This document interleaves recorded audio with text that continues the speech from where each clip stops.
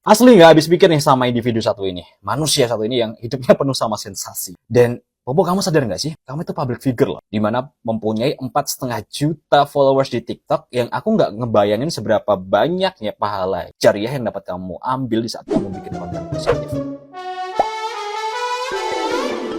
Hola netizen yang tercinta, nama tiktoker Popo Barbie masih ramai menjadi perbincangan. Sebelumnya, Popo Barbie viral karena membuat video dan menyebarkan aksi masturbasinya dengan manekin. Kini, Popo Barbie telah ditetapkan sebagai tersangka dan ditahan untuk proses lebih lanjut. Popo Barbie dijerat dengan pasal berlapis. Hal tersebut dikatakan oleh Kepala Satuan Reserse Kriminal Kepolisian Resort Kerinci AKP Edi Mardi. Ia mengatakan bahwa tersangka dijerat dengan pasal berlapis, yaitu Undang-Undang Pornografi serta Undang-Undang Informasi dan Transaksi Elektronik atau ITE. Popo Barbie terancam dijerat dengan pasal 4 ayat 1 Undang-Undang Nomor 44 Tahun 2008 tentang pornografi. Ia terancam dipenjara paling singkat 6 bulan dan paling lama 12 tahun atau denda paling sedikit 250 juta dan paling banyak 6 miliar rupiah. Selain itu, tersangka juga dikenakan pasal 27 ayat 1 Undang-Undang ITE dengan hukuman penjara selama 6 tahun atau denda paling banyak 1 miliar rupiah. Nah, gimana nih menurut netizen yang terhormat? Silahkan berkomentar ya. Sumpah demi apa sih, ini breaking news banget. Ini si Popo ditangkap polisi karena video sensual dia ame patung, ame manekin. Popo ditangkap pas banget hari ini pada tanggal 1 Juli, hari Sabtu ya kan. Dia diamankan di Polres Kerinci, dia asal tempat dia Jambi. Setelah diamankan, statusnya ini masih dalam proses penyelidikan ya guys ya. Dia diamankan karena meresahkan masyarakat setempat dan masyarakat Indonesia khususnya gara-gara video tidak senonoh dia sama manekin. Klarifikasi Popo apa? Katanya itu videonya bukan untuk konsumsi publik, yang melainkan video itu berada di HP dia yang satunya yang telah hilang 2 bulan yang lalu. Dan kemungkinan HP itu ditemukan sama seseorang dan disebarkanlah aib-aibnya si Popo, kata Popo. Ya apapun alasannya itu nanti kita buktikan aja di polisi setempat yang menangani kasus si Popo ini, dan semoga kita doain sama-sama buat Popo, doa yang terbaik dan nggak akan ngelakuin hal yang sama lagi buat kedepannya, entah itu konsumsi pribadi ataupun publik. Ya jangan didokumentasikan gitu, cukup dirasakan aja. Asli nggak habis pikir nih sama individu satu ini. Manusia satu ini yang hidupnya penuh sama sensasi. Dan Bobo, kamu sadar nggak sih? Kamu itu public figure loh. Dimana mempunyai 4,5 juta followers di TikTok yang aku nggak ngebayangin seberapa banyaknya pahala jariah yang dapat kamu ambil di saat kamu bikin konten positif.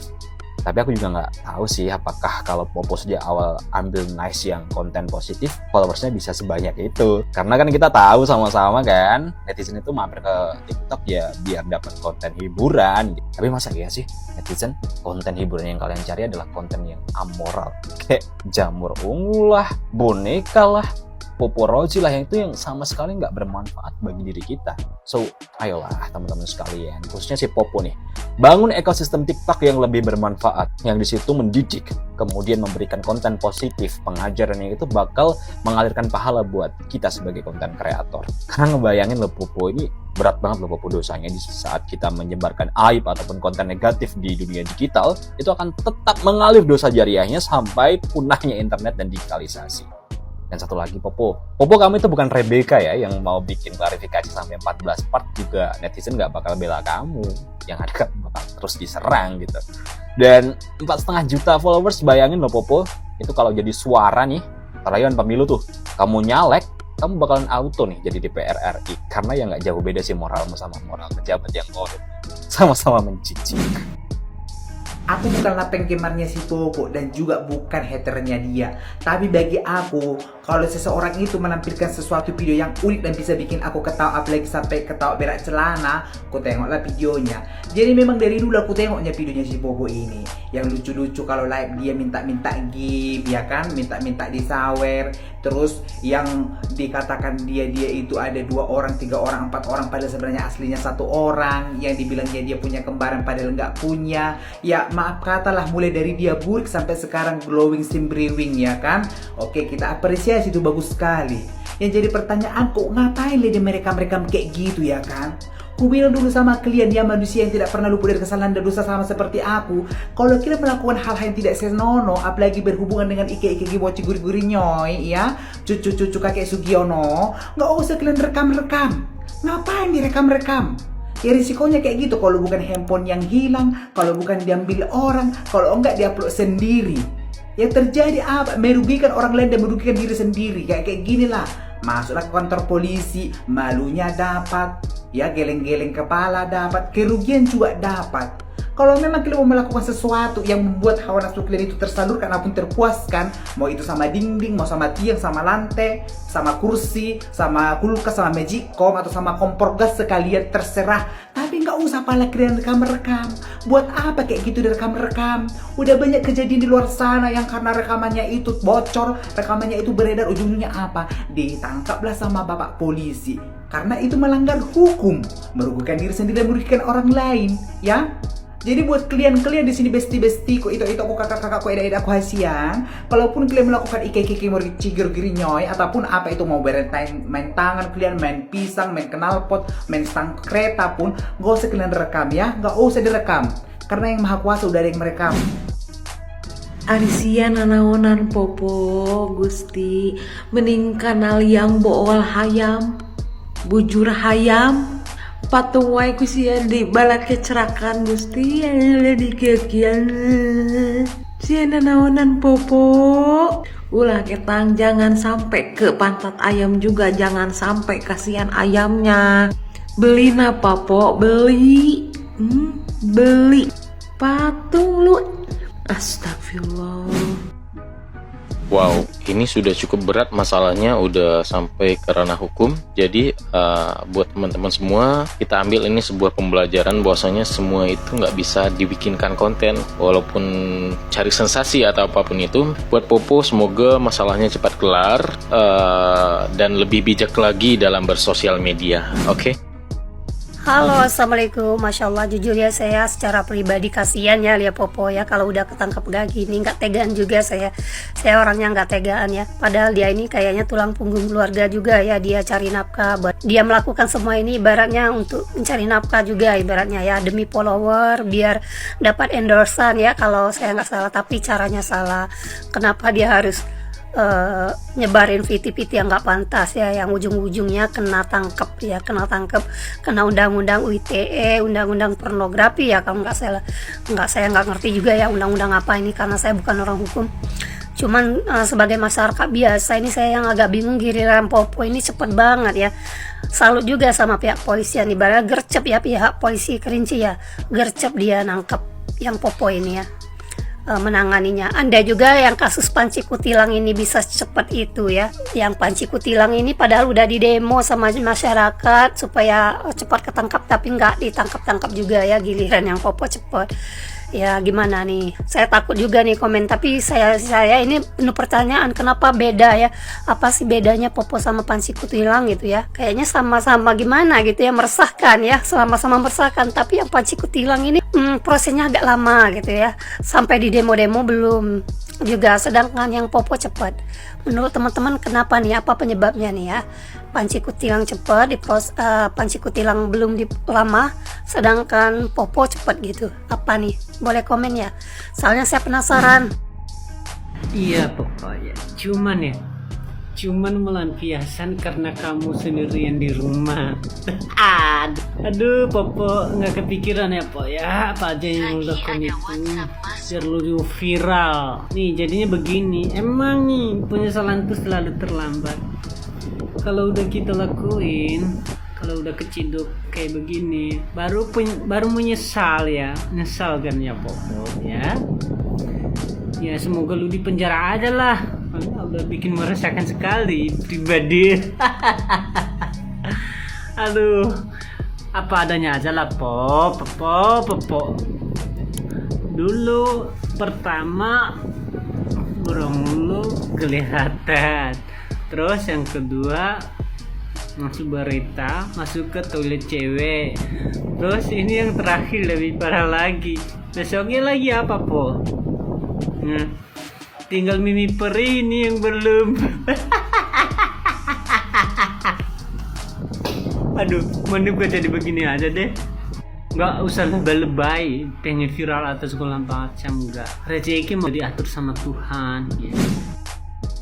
Popo Berbi. Alasan dari Popo Berbi yaitu demi followers dan mendapatkan pekerjaan, mendapatkan cuan. Harga diri Popo Berbi ini orang ada kayaknya, ada gangguan kejiwaan. From this to this, mari kita bahas mengenai kasusnya Popo Berbi. Bener-bener gak nyangka banget kalau misalnya gue bakal ngebahas kasusnya Popo, karena selama ini dramanya itu gak pernah ada yang gue bahas. Tapi ternyata untuk yang kali ini beneran, dia itu ditangkap sama kepolisian yang ada di Kerinci, Jambi. Dan foto dia yang beredar ini itu semuanya benar. Nah, untuk kasusnya sendiri, ini semua berawal dari status yang ada di WhatsApp-nya. Buat kalian yang nggak tahu, jadi si Popo ini naruh nomor WhatsApp-nya secara global gitu ya. Semua orang bisa lihat statusnya, semua orang bisa save nomornya, dan juga dia save balik nomornya. Nah, karena hal itu, kemarin waktu dia bikin SW, yang akhirnya jadi rame di Twitter dan jadi viral. Setelah viral di Twitter, akhirnya di tanggal 1 Juli 2023, baru aja kemarin si Popo ini ditangkap oleh kepolisian. Nah, cuma nih, sebelum dia itu ditangkap, dia itu udah klarifikasi di akun TikTok-nya. Popo bilang kalau misalnya dia itu bukan yang menyebarkan, memang benar yang di video itu adalah dia, tapi itu untuk konsumsi pribadi, bukan untuk disebarkan. Dan juga HP yang dia pakai katanya itu tuh udah hilang selama 2 bulan, jadi bukan dia yang menyebarkan video tersebut menurut klarifikasinya Popo. Nah, untuk updatean si Popo sendiri, saat ini si Popo sudah ada di Polres Kerinci dan juga diamankan dan juga sedang dilakukan pemeriksaan lebih lanjut.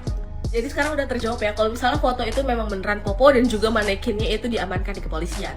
Menurut pendapat gue pribadi, sebenarnya drama Popo ini tuh udah terlalu sering ya, karena kayak kalian tahu sendirilah Popo seperti apa gitu kan. Dan menurut gue ya di dunia entertainment gak ada yang salah selama kita itu tidak merugikan orang lain.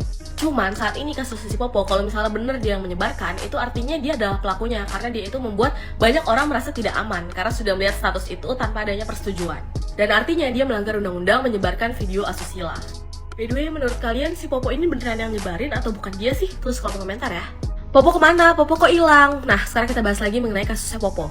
By the way, buat kalian yang nyariin Popo, Popo itu sekarang lagi ditahan di Polres Kerinci, Jambi.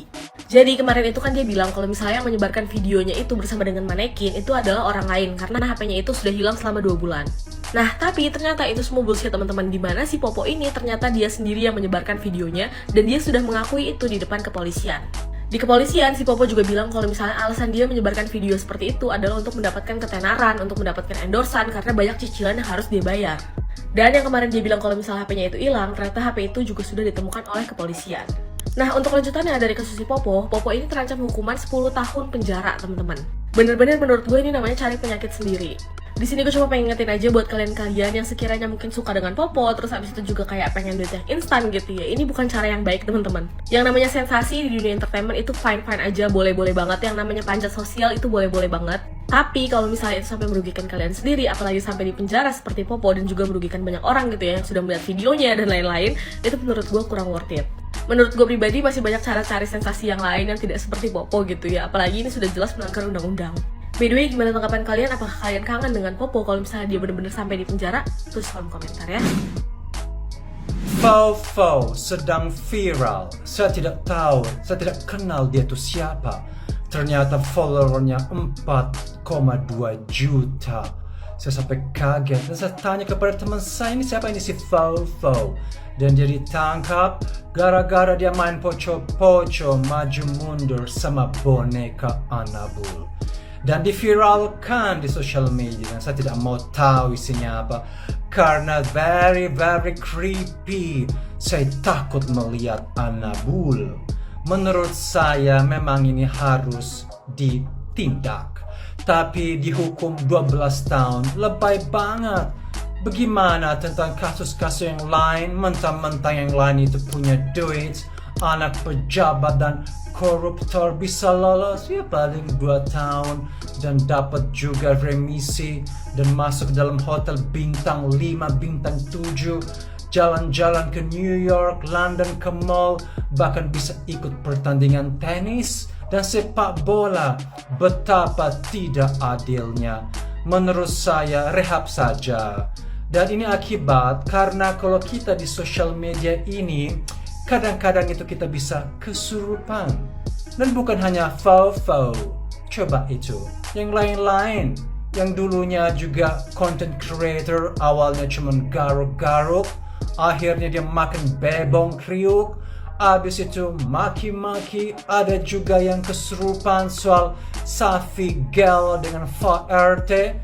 Menurut saya, kalau kita tidak punya iman di social media ini, kita bisa lepas kontrol. Karena ada aura dan kita ketagihan mau jadi viral, dan makanya kita butuh bimbingan. Kita butuh bimbingan secara psikologis menggunakan TikTok ini. Orang demi viral akan melakukan apa saja. Jadi lama-lama kita bisa sakit jiwa di sini. Saya juga takut untuk jadi sakit jiwa di sini. Hati-hati ya netizennya, jangan bablas anginnya. Kalau makan ubi dan bablas anginnya nggak apa-apa, paling bau. Tapi kalau memviralkan, kamu sedang poco-poco maju mundur dengan boneka Anabul, kamu bisa masuk ke penjara. Tapi 12 tahun terlalu lebih, terlalu berat. Karena ya mungkin dia lagi sakit hati, butuh uang, atau butuh diakui. Aduh, artis-artis papan atas aja bisa bablas, apalagi seorang faux-faux. Itu aja sih. Gimana pendapat netizen? Kamu kesurupan nggak menggunakan TikTok ini? Aku takut.